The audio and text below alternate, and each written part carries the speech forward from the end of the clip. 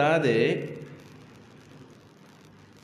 چې رسول الله صلی الله علیه وسلم چې کله يهودو ته د حق دعوت ورکو د قرآن دعوت یې ولا ورکو هغوی جوټلاو کو وی نه منو یو بهانه وکړله هغه بهانه د یو اعتراض په شکل کې وکړله او هغه بهانه دا و هغه اعتراض دا و چې نبی علیه الصلاۃ والسلام ته ویلو چې د کم قرآن ته دعوه کې نو دا قرآن تعالی څوک راوړي دا وحی کومه فرشته راوړي نو رسول الله صلی الله علیه وسلم وته چې جبرئیل علیه الصلاۃ والسلام ولا ویل چې جبرئیل عدونا جبرئیل خو زمونږ دشمن دی څنګه تاسو دشمن دی زمونږ دشمن ځکه دی چې زمونږ نیکونه چا وجلیو د وجلیو هغه یا کسان چې کله تور د تلیو د چغواله وا زمونږ د نیکونو قاتل دی نو د نیکه قاتل خو د خلکو دشمنی لہذا جبرئیل زمونږ دشمن دی او په پرشتو کې ستا جبرئیل خوښ دی لہذا موږ ستا نه منو ستا دعوت موږ رد کوو جوټلاوه ویې نو الله تعالی وویل چې څوک د جبرئیل دشمن دی نو دا د الله هم دشمن دی او د الله د سره دشمنی ده بیا یو روایت کې راغلی دی چې نبی کریم صلی الله علیه وسلم د یهودو سره ملاو شوی د یهودو مشر دی عبد الله ابن سوریا د قیادت کې د نبی علیہ الصلوۃ والسلام نه یو څو تاسو نو وکړل موږ بستاو منو خره دی یو څو تاسو نو جوابونه موږ لراک یو سوال داو چې موږ ستانه دا تاسو کو چې یعقوب علیہ الصلوۃ والسلام په ځان باندې کم خوراک حرام کړو یو دا جواب را لراک دویم نمبر دنه تاسو کو چې کیف ماء الرجل و ماء المرأه د سړی وبسنګي د بدن نطفه او د خزي هغه سنګي دا د پوسو د کړو اگر چې دا ته پوسونو د پیغمبر نه کول پکارو پیغمبر خو سره سي ډاکټر نو چې په دې مسلو کوي دو او ته پوسه دی وکړو دریم ته پوسه دا کړو چې کیف منه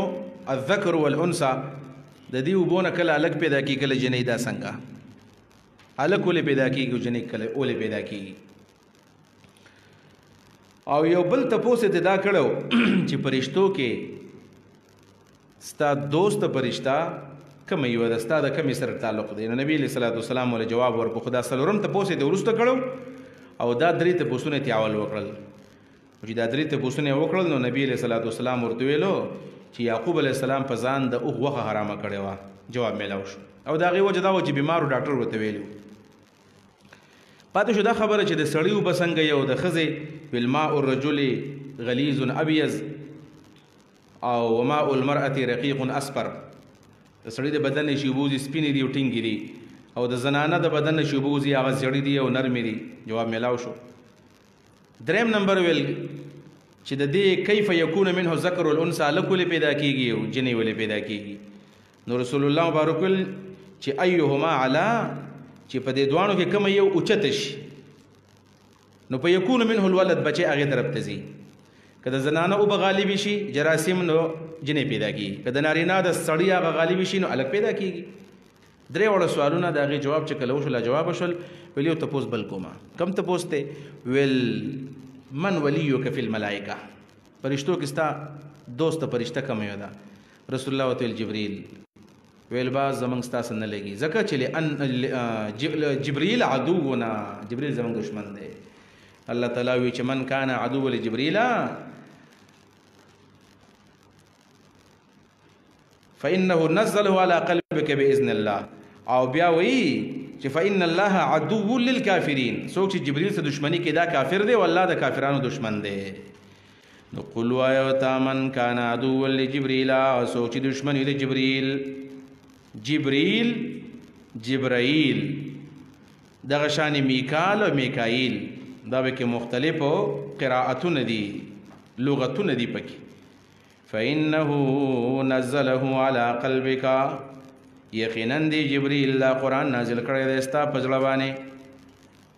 باذن الله د الله په اجازت مصدقا په داسې حال کې چې دا کتاب تصدیق کوونکی دی ما دا کتاب بین یدیه چې د دې قرآن نه کم مخکې و تورات وهدن او دا هدایت دی دا قرآن و بشرا او زیری دی للمؤمنین د مسلمانانو دپاره دې څه مطلب دی چې الله وایي څوک د جبرئیل دشمن دی نو د قرآن نازل کړی ستا په زړه باندې. دې مطلب اصل کې دا دی چې دا خبره چې جبرئیل زموږ دشمن دی نو دا په ضد باندې بنا دی. هغه دا ده که دوی وایي چې موږ قرآن ځکه نه منو چې جبرئیل راوړی دی او دا زموږ دشمن ده نو تورات چا راوړی و؟ قرآن کریم د تورات هم تصدیق کوي. تورات د دوی کتاب تورات وهم جبرئیل راوړی و نو دروغ وایي. دا دې مطلب دا چې دوی د جبرئیل سره چې کومه دشمني کوي ستا سره کومه دشمني کوي دا د ضد او عناد دی. من کان عدوا لله یا څوک چې دشمن وي د الله و ملائکته د الله د فرشتو و رسوله د الله د رسولانو و جبرئیل او د جبرئیل دشمنی و میکائیل او د میکائیل دشمنی نو فهو کافر دا کافر دی. فإن الله نو بشک الله تعالی عدو للکافرین دشمن دی د کافرانو دا کافر دی والله د کافرانو دشمن دی. من کان عدو لله سوچ د الله دشمنی ګورا وای دوی د جبرئیل سره دشمنی وکړه د جبرئیل سره دشمنی د ټولو فرشتو سره دشمنی ده د جبرئیل سره دشمنی د پیغمبر سره دشمنی ده او د پیغمبر دشمنی د الله دشمنی ده. په دې بنیاد باندې څوک چې د یو جبرئیل دشمن دی دا د میکائیل د رسولانو فرشتو د الله هم دشمن دی نو چې د الله او فرشتو سره او د رسولانو سره څوک دشمنی وکړي دا خو کافر دی. لہذا تاسو کافر یې. دا صفا فتوا ده چې یهود کافر دي. یهود کافر دي. دا د زمانه دا جاوید احمد غامدی سے بھی یو ناشنا غونې تحقیق کوي وی درې قسمه خلک په دنیا کې آباد دي. یو مسلمان یو غیر مسلم او دریم کافر. مسلمانان منګ یو او کافر هغه دي چې الله رسول نه مني پاتې شهود نه سواره و دا کافر نه دي صرف غیر مسلم دي. جاوید غامدی سے یو کنفیوز خو ځکه دی یو طرف ته دا خبره کوي کنه یو طرف ته چې ته پوسټ کړی دی چې دا اسلام د نبی علیہ السلام دی ته وایي او کنه د آدم علیہ السلام زمانه نه راټول اسلام نه ولته وایي و اسلام د ټول یو دی. دا جاوید غامدی سے دارای د مولانا مودودی د ټیک دا د امام سیوطیم دا خدام دارای وایي چې اسلام نه دی بلکې د آدم علیہ السلام نه والا تر د رسول الله پر د ټول اسلام دی. دا منی یو طرف دا نو چې څوک اسلام منی خو مسلم شو کنه او بیا وی چې یو مسلم دی غیر مسلم دی دا مسلمانان مسلمان دي مسلم شو او دی غیر مسلم دي او کافران نور دي. دا یو ناشنا غونې منطق دی چې په سمجھ کې نه راځي. مبتلا خبر کې تناقض لري دا چې یو طرف ته وی چې اسلام د پخوا زمانه نه دی او بل طرف ته وی چې یو کافر دی بل مسلمان دی بل غیر مسلم دی. دا غیر مسلم او مسلم پکې نشته یو مسلمان دی بل کافر دی. بس یو مسلمان دی بل کافر دی. الله رسول آخرت چې څوک مني دا مسلمان الله رسول آخرت څوک نه مني دا کافر دی. لہذا یهود و نصارا پر لقد کفر الذین قالوا انا نصارا لقد کفر الذین الله تعالی کفر یې کړی دی کافر دی الله په کفر پتو لګی. فإن الله عدو للکافرین ولقد انزلنا الیک آیات بینات یقینا موږ نازل کړی دی تا ته آیات آیاتنا بینات ښکارا وما يكفر بها انکار نه کوي د دین الا الفاسقون مگر فاسقان انکار کوي. فاسق الخارج ان طاعت الله او كلما عاهدوا د دې نقض العهد ته اشاره ده او كلما آیا هر کلا عاهدوا چې دی وکي عهدن یو لوز چې وکي و وعده نبذن گزاري بیا فریق وډلا منهم د دوی ناغي لرا چې کله وعده وکي وډلا راولي هغه گزار کی نقض العهد وکي دا د يهود رويشته چې وعده سره نه رسي. بل اکثرهم لا یؤمنون بلکې اکثر د دین ایمان راوړونکي نه دي. دا کومې وعدې ماته کړې دي. یو دی عهد تحت الجبل هغه وعده چې د الله سره کړې وه او الله ترې اخیستې وه د غر لاندې د تور د غر لاندې دا یې ماته کړله. یو عهدهم مع الانبیاء انبیاو سره چې کومې وعدې کړې وې هغې ماتې کړې دي دا بله وعده شوله. دریم نمبر عهدهم مع رسول الله صلی الله علیه وسلم د رسول الله سره بله وعده کړې چې موږ به دې منو هغې ماته کړله. مطلب دا دی چې کلم دی وعده کړی دا نو دی ماته کړی دا سرته نه رسول. نقض العهد دا د یهودو روش دی. یهود خپل وعده سرته چېرته هم نه رسوي. ولما جاءهم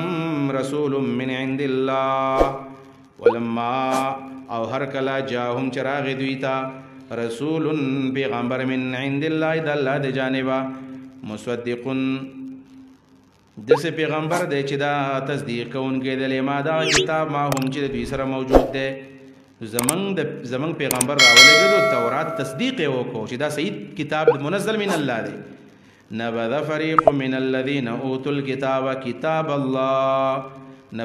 نبذ گزار کو فریق یې ویډلې من الذین دا هغې کسانو نه اوتوا الکتاب چې کتاب ورته ورکړلی شوی سی گزار کو کتاب اللہ د اللہ کتاب گزار کو د اللہ کتاب گزار کو پیغمبر چې راغی د دوی د کتاب تصدیق کو د اهل کتابو د کتاب تصدیق کو د هغې باوجود هغوی د الله کتاب گزار کو چېرته وراء ظهورهم شاته د شاګانو نه وراء د ازدادو نه دی مخې ته د امام په معنا باندې مرازي او د خلف په معنا باندې مرازي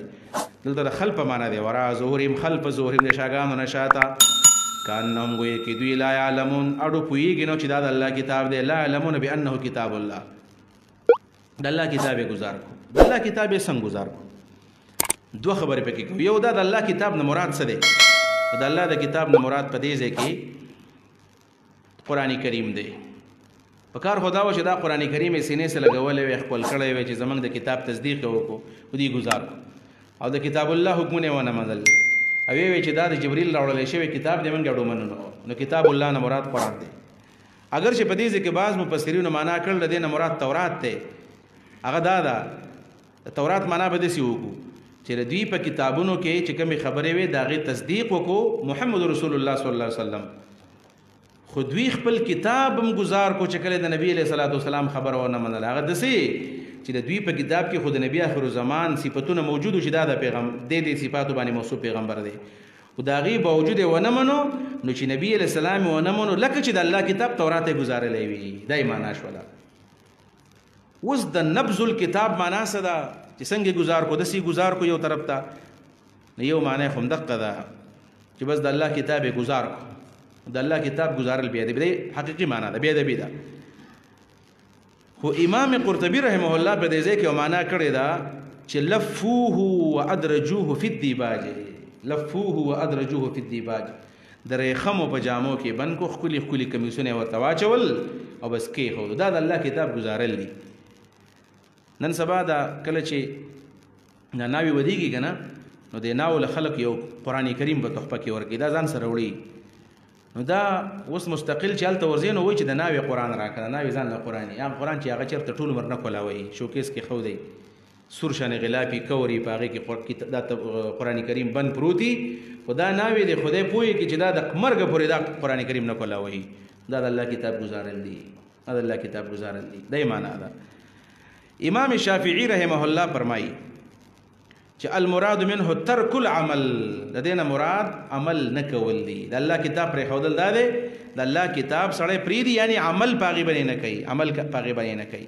عمل یې څه دی تحلیل د قرآن تحریم د قرآن حلال ته حلال نه وي حرام ته حرام نه وي یعنی قرآن کریم کله راغلی دی تاسو سوچ وکړئ دې خبرې ته که نه الله دې زموږ په دې علما باندې رحم وکړي چې هغه په بعضې مسلو کې اختلاف دی حد ته ورسوي چې د عوامو نه هم سمه لاره ورکه کړي یعنی د الله کتاب خو یقینا راغلی د فیصلې دپاره راغلی دی د الله کتاب د فیصلې دپاره طالبانو ذهن دې ته تیار کوي او دې ته سوچ دې خبرې ته وکړي چې من لم یحکم بما انزل الله فاولئک هم الظالمون ومن لم یحکم بما انزل الله فاولئک هم الفاسقون ومن لم یحکم بما انزل الله فاولئک هم الکافرون الله وایي چا چې د الله په کتاب فیصله نه کوله کافر دی ظالم دی فاسق دی د الله په کتاب څوک فیصله نه کوي د الله په کتاب په کوم ځای کې فیصله کېږي زه تاسو ووایئ که نه کوم ځای کې د الله په کتاب فیصله کېږي اوس دا افغانستان کې حکومت جوړ شو هغوی ځان تیارې چې د الله په کتاب فیصله وکړي کافي حده پورې هغوی کار روان کړی دی نور په دې ټوله اسلامي دنیا کې د الله په کتاب په کوم ځای کې فیصله کېږي نه کېږي د الله په کتاب باندې فیصلې او د هېڅ چا سره غم نشته هېڅ چا سره غم نشته چېرې د الله نظام لا نافظول غواړي دا کوم چې سیکولر خلک دی هغوی خو داړو تیار نه دي چېرې د الله نظام له نافظول حکومتونه راځي حکومتونه ځي 4 کاله وشول په دې پاکستان کې دا 3 غټې غټې پارټۍ وي که نه پیپلز پارټي مسلم لیگ او دا ځل پکې راغی پاکستان تحریک انصاف 3 غټې غټې پارټۍ او په دې منځ کې پکې قاف لیگ هم راغلی و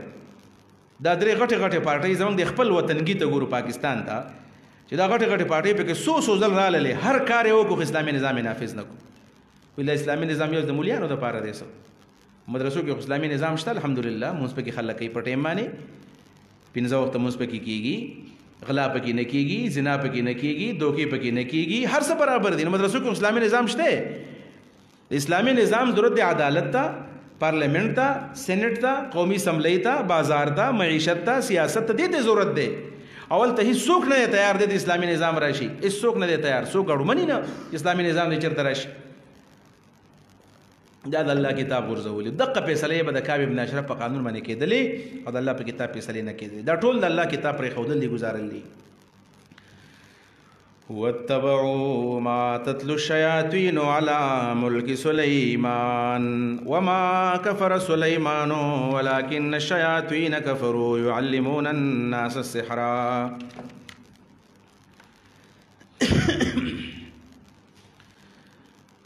په دې ځای کې د حضرت سیدنا سلیمان علیه السلام د بابل د ښار د شیطانانو د جادو او د هاروت او د ماروت واقعه بیانېږي قرآن کریم کې چې کوم مشکل مواضع دي دا د هغې مواضعونه یو موضع دی اول درته د دې شان نزول او ربط بیانومه او بیا به د هغې نه وروستو چې په دې کې کوم توجیحات دي هغه به وکړمه هغه دا و چې کله رسول الله صلی الله علیه وسلم یهودو ته دعوت ورکو د قرآن کریم او دارنګې د آخرت او د ایمان او په قرآن کریم کې د سلیمان علیه السلام ذکر راغی چې دا زما ورور دی دویم نمبر دا چې قرآن کریم کې جادو ته کفر وویلی شو نو دوی په رسول الله صلی الله علیه وسلم باندې اعتراض وکړو څنګه اعتراض وای اعتراض داو چې یو طرف ته وی چې سلیمان علیه السلام زما ورور دی پیغمبر دی ځکه نبی علیه السلام وایي انبیا ټول علاتی ورونه دي پلار یو دی میندې جدا جدا دي مطلب دین یو دی شرایع جدا جدا دي یو طرف ته سلیمان علیه السلام ته خپل ورور وی او بل طرف ته جادو ته کفر وی او سلیمان علیه السلام ساحر وو مطلب کافر وو نو کافر څنګه ستا ورور کېدی شي په سوال پوهېږئ تاسو ما څه وویلو یو طرف ته سلیمان علیه السلام ته خپل ورور وی او دا خبر هم کوي چې سلیمان علیه السلام پیغمبر وو او موږ وایو چې او قرآن دا هم وایي چې سلیمان علیه السلام زمانه ذکر کوي نو دا خبره ده چې د سلیمان علیه السلام په باره کې د دوی دا فتوا چې سلیمان علیه السلام جادوګر وو او ته جادو ته کفر هم نو مطلب دا چې سلیمان علیه السلام ساحر نو کافر نو پیغمبر څنګه شو بیا دا یو مشهور اعتراض د دې په نبی علیه السلام اگر چې دې ته پته وه چې داسې نه ده خدای د شکوک د شبهاتو د اچولو په خاطر باندې دا خبرې وکولې چې سلیمان علیه السلام ساحر دی او ته پیغمبر دی او ورور هم ورته بیا بل سوال دی داو چې هاروت او ماروت دلته دی چې یعلمون الناس السحر چې هاروت او ماروت به خلکو ته سحر خودو دا فرشتې وي او ته دا خبر هم کې چې جادو کفر دی او د فرشتو په باره کې دام ستا خبره ده چې دی د الله نافرماني نه کوي یو طرف ته هاروت ماروت فرشتې وي ټیک ده او دا خبره کې چې خلکو ته به جادو خودو جادو کفر دی نو مطلب دا فرشتو کفر وکړو او د فرشتو په باره کې قرآن دا و چې دی خو هیڅ قسم نافرماني نه کوي لا یعصون الله ما امرهم نو ستا په خبرو کې څه شی دی تضاد دی د هاروت ماروت په باره کې ستا په خبرو کې تضاد دی او د سلیمان علیه السلام د جادو د نبوت په باره کې ستا په خبرو کې سره تضاد دی معلومیږي دا چې ستا خبرو کې تضاد دی نو ستا خبرې صحیح خبرې نه دي نو موږ ستا خبرو منلو ته تیارو نه یو دا د یهودو اعتراض و نو الله رب العالمین دا غي جواب وکړو چې نه سلیمان علیه السلام پیغمبر و بالکل دا خبره ټیک ده دا مقدمه ټیک ده دا مقدمه برابر ده ټیک ده چې سلیمان علیه السلام د پیغمبر علیه السلام ورور دا مقدمه صحیح ده دا مقدمه چې سلیمان علیه السلام جادوګر نو دا مقدمه غلطه ده او دا بل مقدمه څلورم نمبر چې سلیمان علیه السلام کافر نو دا هم څه ده دا مقدمه غلطه ده او څلورم نمبر دا خبره چې هاروت ماروت خلکو ته جادو خودو نو دا مقدمه باطله ده او یا دا خبره چې هاروت ماروت کافرانو دا مقدمه ستاسو باطله ده نو دا ټول مقدمه قرآن مجید بیان کړي چې دا د مقدمه ټیک ده او دا د مقدمه باطله ده نو وتبعوا ما تتلو الشياطين على ملك سليمان د دې جواب د دې به سمانا او کو دې معنا بداو کو چې دې يهودو د الله کتاب پرې خودو گزارې کو نو چیرته لاړل وتبعوا دې روان شما په غسپسې تتلو شیاطینو چې لوستو به شیطانانو وتبعوا دې روان شما په غسپسې تتلو شیاطینو چې لوستل به شیطانانو علی ملک سلیمان په زمانہ د حکومت د سلیمان علیه السلام کې فی ملک سلیمان علی د فی په معنا باندې راغلی دی فی عهد ملک سلیمان قرآن پرېښودو روان شو په هغه څه پسې چې شیطانانو به لوستل په زمانه د حکومت د سلیمان علیه السلام کې. د سلیمان علیه السلام په زمانه کې شیطانانو څه لوستل؟ جادو یې لوستو. وجه دا واصل کې کنه په دې خبره باندې تاسو لږ ځان پوهه کوي چې کله بخت نصر راغی عیسایو بیت المقدس باندې حمله وکړه او د دې خلکو یې استیصال وکړو، یهود داسې کړل کنه چې د مخ د ځمکې نه یهودیان ورکړل. هغه د عروج زمانه رااله او د عروج زمانه ختم شول، پستی ته رااله یهود د ځمکې نه ختم کړل، ملیامیر شول، یو څو کسان پاتې شول. بخت نصر چې یهودیانو سره کم چل کړی دی سو بل چانه دی کړ، دغه شان چلو بیا په کار دی د بخت نصر په شانې. نو په کار خدا و چې دوی څه کار کړی وی؟ په کار خدا و چې دوی حق طرف ته رجوع کړی وی، دوی راولګېدل او د حق د رجوع په ځای باندې داسې کار وکړو چې د خپلو مشرانو قصې شروع کړلې، د خپلو مشرانو قصې شروع کړلې او د خپلو مشرانو قصې زمونږ مشران داسې وو، زمونږ مشران داسې قابلان وو، داسې زورور وو، داسې په دنیا حکومتونه کول. نو په قصو باندې غوسه نه کېږي، زمونږ مشران داسې کار کو، زمونږ مشران داسې کار کو، عملاً کار په کار دی. نو خلکو دا قصې نه منلې. بیا دې چې کله د خپلو مشرانو قصې شروع کړلې خلکو نه منلې، چې نه منلې نه دوی یو بل کار وکړو، جادو یې شروع کړو په خلکو باندې چې موږ په خلکو جادو کو، زمونږ خبرې به ومني. نو په بابل ښار کې جادو ډېر په عروج او دغه جادو یې زده کو او دا دغه شیطانان نه مراد جادوګر دي، جادوګرو به جادو کوو او په بابل ښار کې جادو ډېر په عروج و.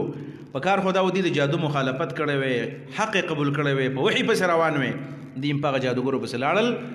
او جادو یې زده کوو. د یهودو غټ کار بیا دا اوس هم په یهودو کې جادو ډېر زیات دی.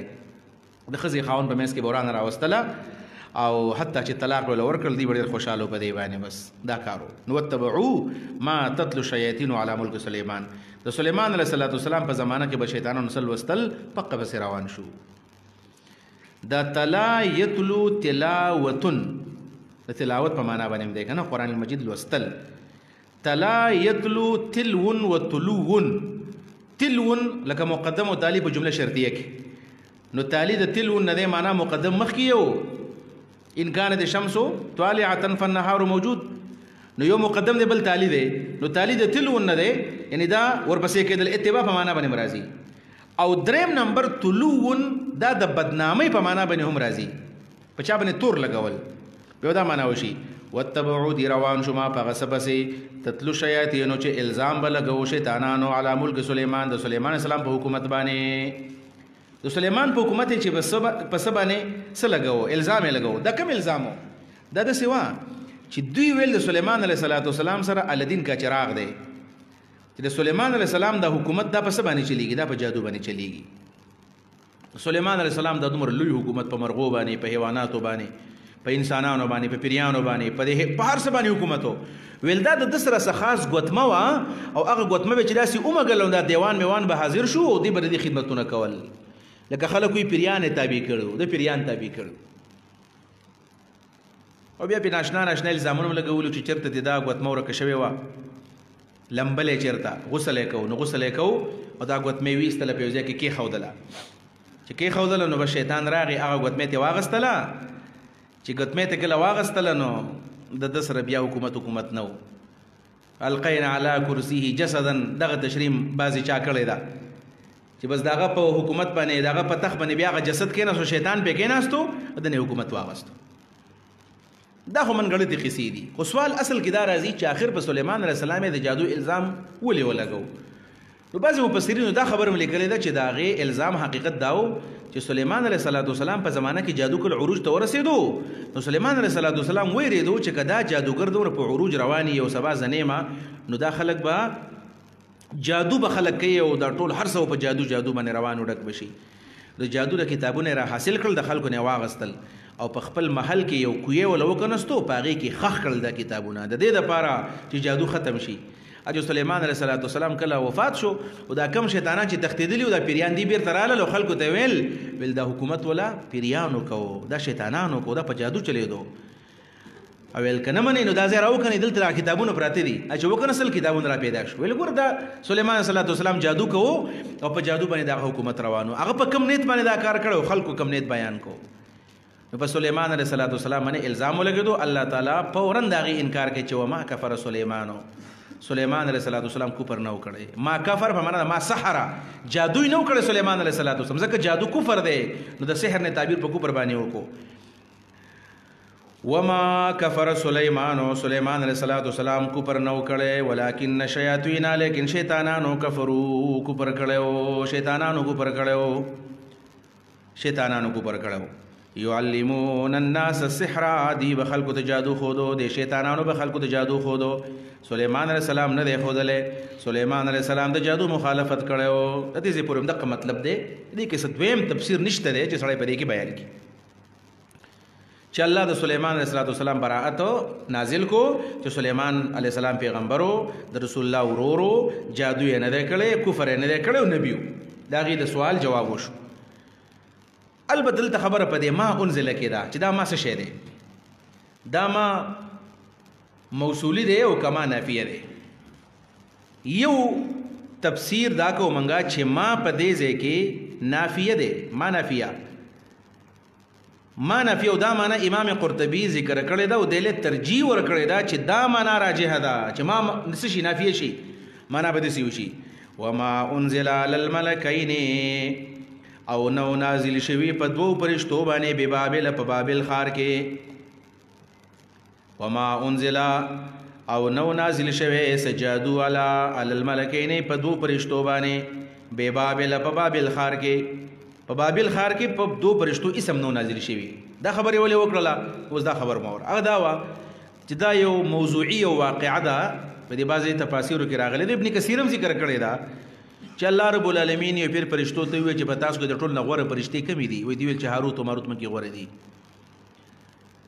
او دا بالکل تقواداري دي او نافرماني نه کوي. الله وایي زه په امتحان کوم، مال دوه راکوي. هاروت ماروت امتحان وکړه.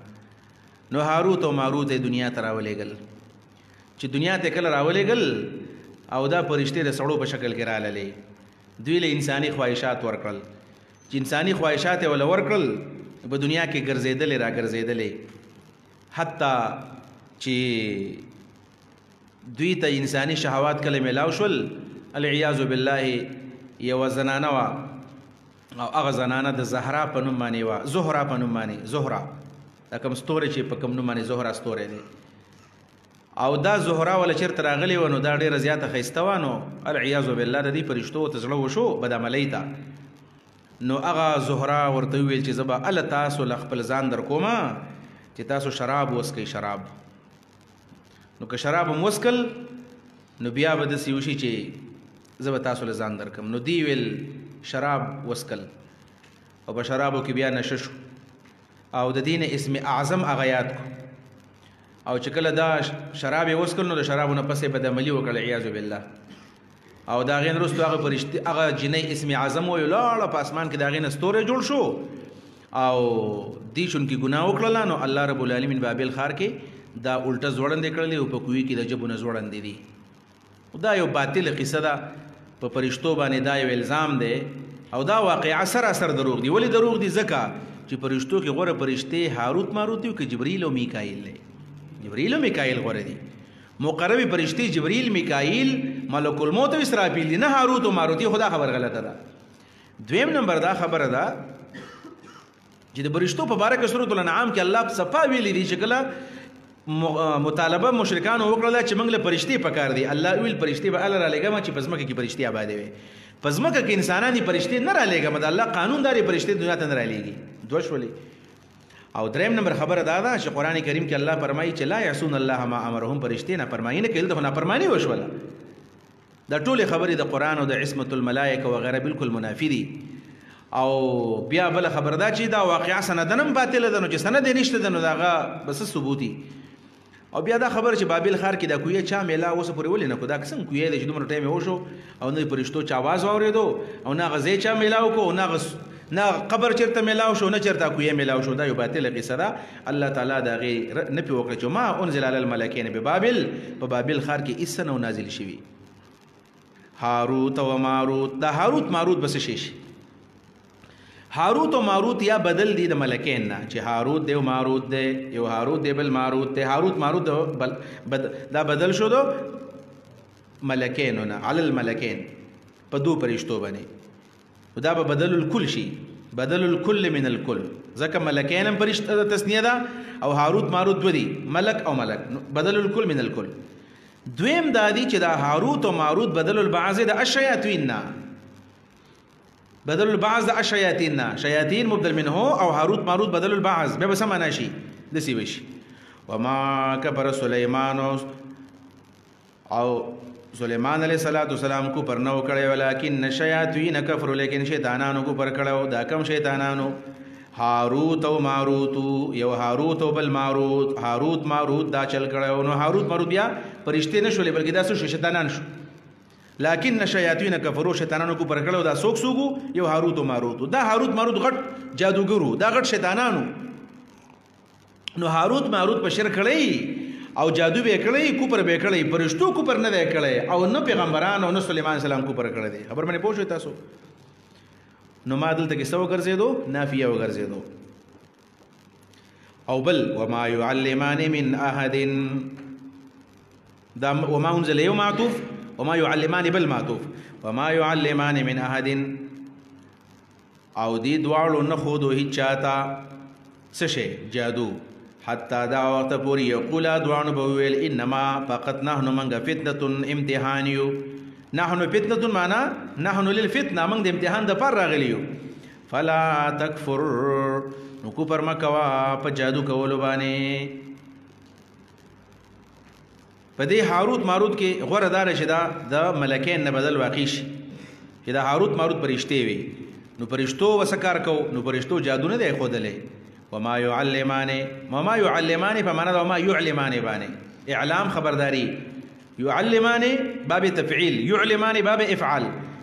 تفعيل فمانا دا افعال باني وما يعلمان دي دوارو با خبر نوركو من احد هچاتا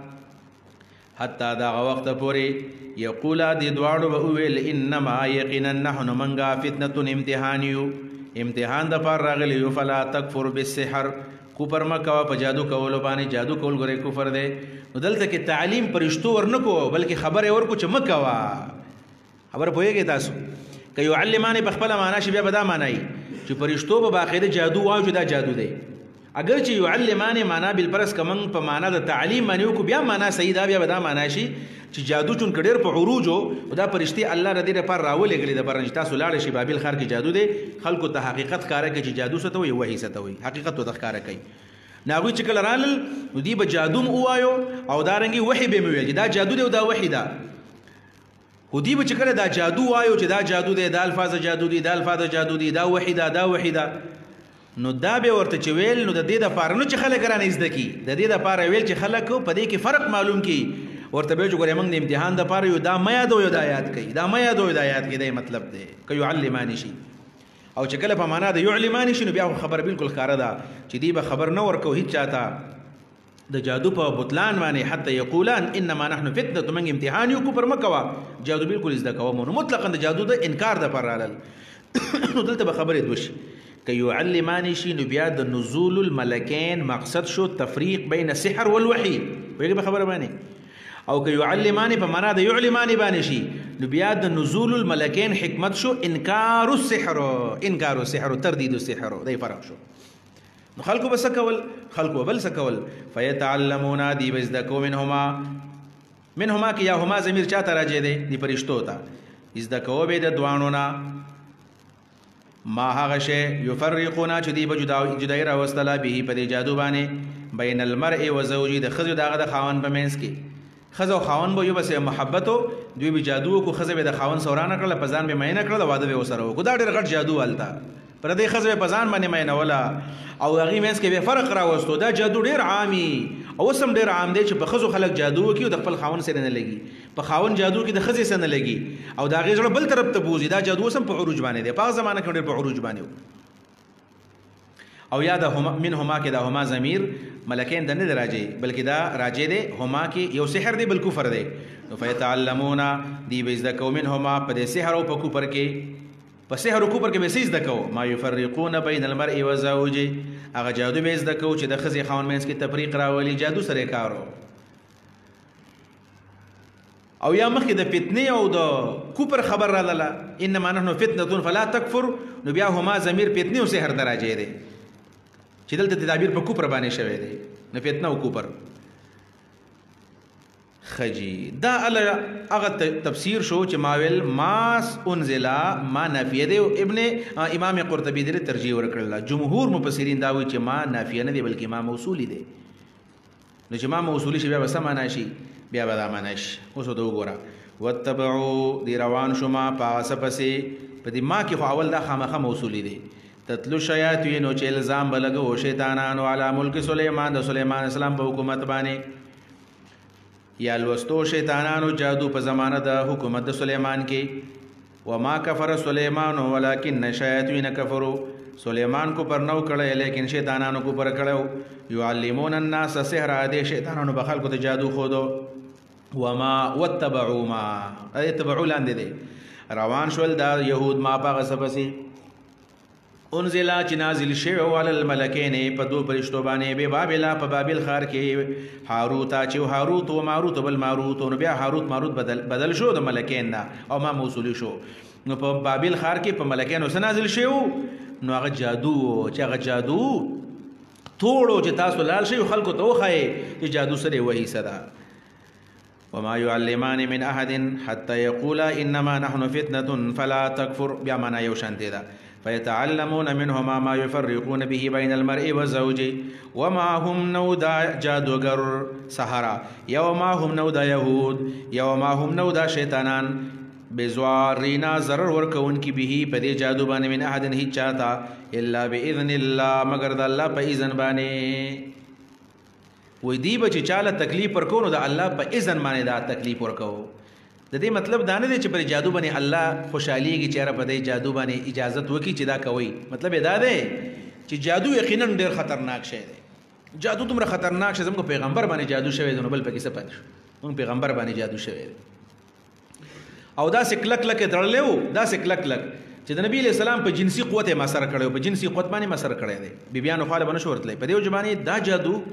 کله کله دا سی وشي چې خزر خاونه طلاق غستو ته تیار شي دا زما ورور دی د کې سړو نخې نشتا ډېر لکان خودکشیانی وګیستا دا د خپل علاج د جادو وکیاول د واده نه پس ډېرې مسلې د جادو د وجنه پیدا کیږي نامرد کې سړی مکمل تور باندې د نبی اسلام په ذهن یې اثر کړو رسول الله باندې پوهیدو چې ما بیګاسته خړل دي شپه می کمه کمره کې کړو او دا ډېر خطرناک شی دی خطرناک شی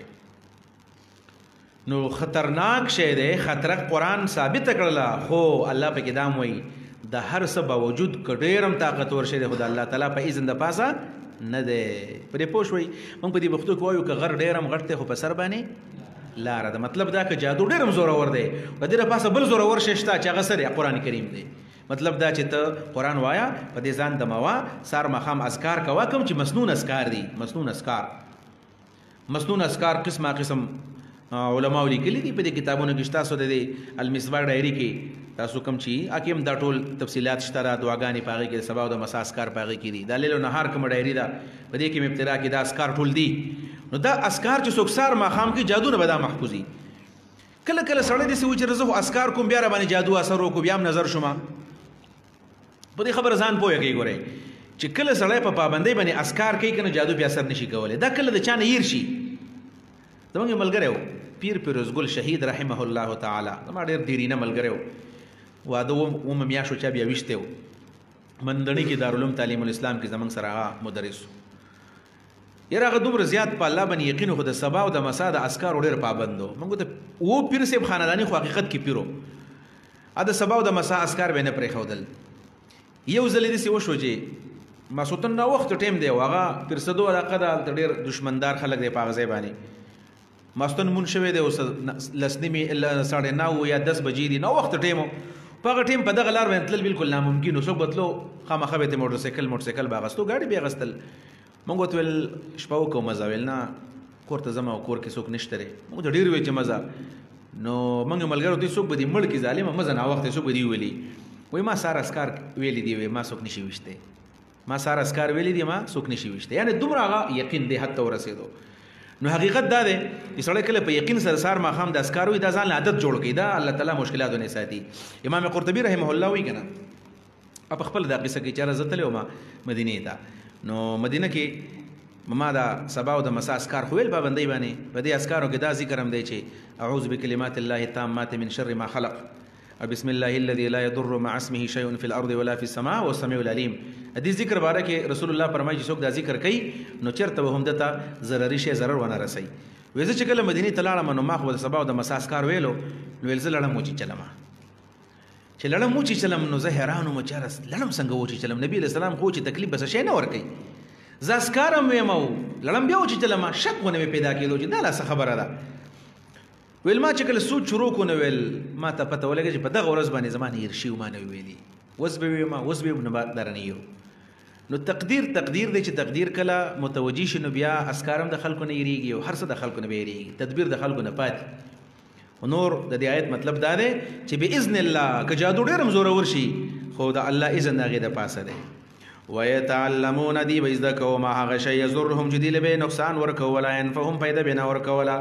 ولقد علموا يقينا دي تپتوا دي پویدل لمن من دلته ما په معنا باندې دی ښه منو ما خو تاسو پیژنې کنه ما او من موصولات ندي یو ذویل عقول له من او ما غیر ذویل عقول له البته د یو بل په معنا باندې راځي من د ما په معنا ما د من په معنا الته من د ما په معنا دی لما من د لما په معنا دی لمن هغه سو اشتراه چې چا واغستو د واغستو او دویم د من په خپل معنا شي بیا به دې معنا وکړو لمن هغه سوک هغه چا نو کمن په خپل معنا شي نو هغه چا معنا وکړو او کمن د ما په معنا د هغه څه په معنا بشي او چونکې من خپل معنا باندې صحیح کېدی شي موږ به د من په معنا باندې والو لمن خامخ هغه چا اشتراه چې واغستو دا جادو پیسې ورکړي جادو زده کو نو چې جادو زده کو شاه عبدالعزیز کتاب لیکلی دی په جادو باندې وایي 14 قسمونه دي او په هر یو قسم کې کفر دی نو جادوګر کافری استمداد د غیر الله پکې وي. لمن خامخ هغه چا اشتراو چې جادو واغستو ما له نبی د لپاره فی الاخرت په آخرت کې من خلاق صحیح سو برخه جادوګر سړي دی الله تعالی آخرت کې څه شي نه ورکوي ځکه جادو خطرناک شی دی. ولا بئس ډیر بد دی ما هغه شی شرو به چې دی خرڅ کړو پاغي باندې انفسهم خپل ځانونه لو کانوا یعلمون ارمان کدی پوی دی دې ځکه موږ دا واقع بیان کړلا پاتې شو د جادو تفصیلاتو جادو ستوي نو ډېر تفصیل خو نشم بیانولې دومره صرف بیات کو چې سحر ستوي سحر د سحر خپل په لغت کې معنی ده السحر التمويه والتخايل التمويه موه يموه التمويه او تخايل تخايل يتخايل تخايل تخايل معنی په خیال کې یو شی راتلل یو شیخ استکول چاته یو شیخ استکول تموی او په خیال کې یو شی راتلل د لغوي معنا ده